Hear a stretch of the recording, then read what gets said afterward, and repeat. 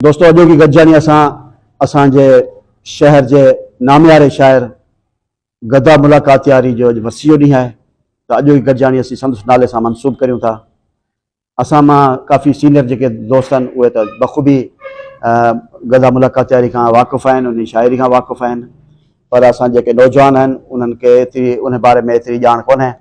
त उन हवाले सां आऊं आज़म भट्टी खे गुज़ारिश कंदुसि त मियाँ गदा मुलाकातियारी जी लाइफ ते को प्रोफाइल जेको पढ़नि ताकि असांखे ख़बर पवे उनजी शाइरी जे बारे में, उनजी हयाती जे बारे में। दोस्तों अॼु सिंधी अदबी संगत शाख टनो मोहम्मद खान जी हफ़्ते दस्तूरी अदबी वियक सिंधी ॿोली जे इंतहाई ख़ूबसूरत ऐं खावड़ी शाइर मोहतरम साईं गदा मुलाकातियारी जी 22वीं वरसी जी मुनासिबत सां उनजे नाले सां मनसूब कई वई आहे। साईं गदा मुलाकातियारी सिंधी ॿोली जो इंतहाई ख़ूबसूरत ऐं नामियारो शाइर थी गुज़रियो। 1942 में टंडो मोहम्मद खान लॻ मुलाकातियार में संदसि जनमु थियो। संदसि असुल नालो ग़ुलाम मोहम्मद ॾेथो ऐं संदसि वालिद जो नालो मोहम्मद यूसुफ ॾेथो हो। गदा मुलाकातियारी 8 सालनि जो हो त संदसि वालिद वफ़ात करे वियो, जंहिं करे घर जो भार संदसि मथां अची पियो। उन सबबि प्राइमरी जा कुझु दर्जा मस पढ़ी सघियो। चणा विकिणी मज़दूरी करे पंहिंजो ऐं पंहिंजे घर वारनि जो पेट पालणु लॻो। खेसि बालकपण खां ई शाइरी सां दिली लॻाओ। शाइरी जी शुरूआति हमद लिखण सां कयाई। संदसि शाइरीअ में संदसि उस्ताद मिस्कीन मुलाकातियारी हो। 1964 में गदा मुलाकातियारी मुजाहिद फोर्स में भर्ती थी ट्रेनिंग बि मुकमल कई, पर पोइ उहो सिलसिलो जारी न रखी सघियो ऐं रेलवे खाते में 2 साल मुलाज़मत करे उहा नौकरी बद में छॾियाई।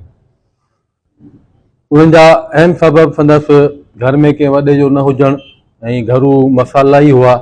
सिंधी अदबी संगत इदारे गुलशन अदब टंडो मोहम्मद खान जो इंतहाई सरगर्म रुकन रहियो। 1986 में उन ॾात ॾेफ मार्को नाले अदबी तंज़ीम क़ाइमु करे सिंध जे केतिरनि ई शहरनि में उन जा यूनिट पिणु खोलिया, जंहिं प्लेटफॉर्म तां उन मुशाइरा, अदबी महफ़िलूं, स्टेज ड्रामा ऐं ॿियूं केतिरियूं ई सरगर्मियूं कयूं। PTV ऐं रेडियो पाकिस्तान जे केतिरनि ई मुशाइरनि प्रोग्रामनि में शिरकत करे हुन नामाचारी माणी। 1997 में संदसि पहिरियों किताब जो मोती मंझि महिराण शाया थियो। गदा मुलाकातियारी शाइरी जे समूरनि सिन्फ़नि ते तबाह आज़माई करे केतिरा ई एवार्ड ऐं मंझता सर्टिफिकेट पिणु माणिया। संदसि लातादाद अणछपियल शाइरी संदसि सरबंद यूसुफ ॾेथो वटि महफ़ूज़ हुई, पर उन शाइरी जो घणो हिसो 2011 जे तूफ़ानी बरसातुनि सबबि ज़ाया थी वियो। सिंधी ॿोली जो ही नामियारो शाइर 14 फेबरवरी 2003 ते लाॾाणो करे वियो।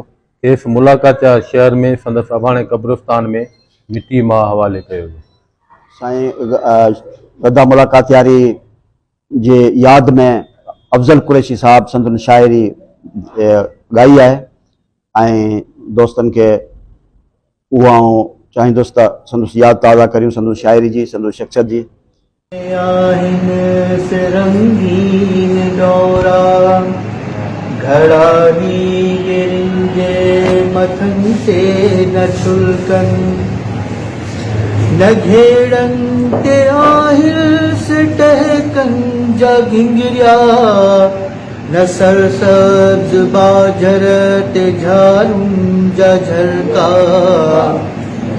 अॾूं छो सुकियूं ऐं सड़ी वेयूं मालूं कपन ऐं गिलारनि तां सावक सुकी वई अञा काल सिंधुअ में ॿेड़ी लथी हुई अञा काल मुहाणनि जी महफ़िल मथी हुई धिका ॾे हिक ॿिए खे पाणीअ में लाथऊं ऐं दरिया जे छोलिन ते वींगस नची हुई चवनि था ही माण्हू तमाची मरी वियो अलाड़े अलाड़े तमाची मरी वियो करियो रोज राणो तमाची मरी वियो